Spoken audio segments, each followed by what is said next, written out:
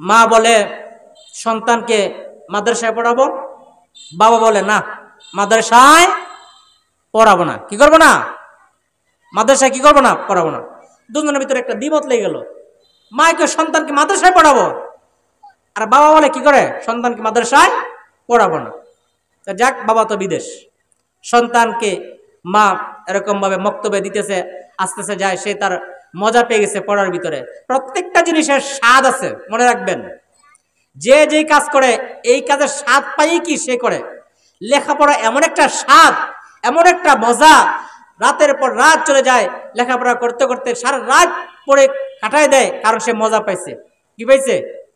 একজনে গুনায় মজা পায়, একজনে লেখাপড়া করে মজা পায়। যে যে কাজ করে মজা না পালে কি সে কাজ করতে পারেন।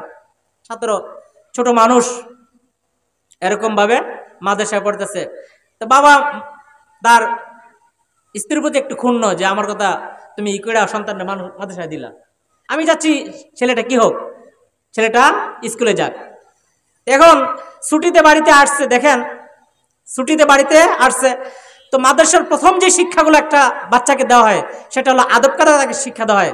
মানুষের তো মানুষ যে ফাউন্ডেশনটা, একটা বাড়ির ফাউন্ডেশন হলো মূল, কি কন? এই ফাউন্ডেশন যত মজবুত, উপরের তলা কি তত মজবুত। আর ফাউন্ডেশন যদি কলা গাছ দেওয়া হয়, উপরে যদি ছাদ দেন, তাহলে কি সম্ভব? সম্ভব না। সেটা কি হবে? সেটা থাকবে না। তো একটা বাচ্চার ফাউন্ডেশন যখন সুন্দর হয়, এই বাচ্চাটাকে হুজুর পড়াইতেছে, সুন্দর করে হাদিস মাসালা পড়াইতেছে। এক পর্যায়ে বাচ্চাকে বলতেছে, বাবা একটা ভাত অনেকগুলো ফ্রেশ তাই তৈরি করে, এই ভাত ফালানো যাবে না, এই ভাত সুন্দর করে টোকায় খাইতে হয়। সে তার এই কাজগুলো করতে শিখছে, ওস্তাদের কাছ থেকে শিখছে। তো বাবা একদিন বাসায় চলে আসলো, বাবা মা সন্তান তারা যাবে নানির বাড়িতে বেড়াইতে। দেখেন শিক্ষা কি জিনিস।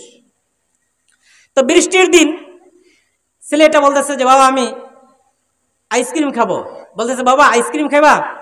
তো ধনী মানুষ যা চায় তাই দেয়। এখন আইসক্রিম খেতে গিয়ে এই বাচ্চার হাত থেকে আইসক্রিম পড়ে গেছে। তো হুজুরে যেন বলছে যে খাবার পড়ে গেলে বাবা টোকায় খাইবা। এখন তার এই চিন্তা তো মাথার ভিতরে দেমাগে ঢুকেছে। ছোট মানুষের দেমাগে যা দিবেন তাই কি ঢুকে, এটা পড়ে না।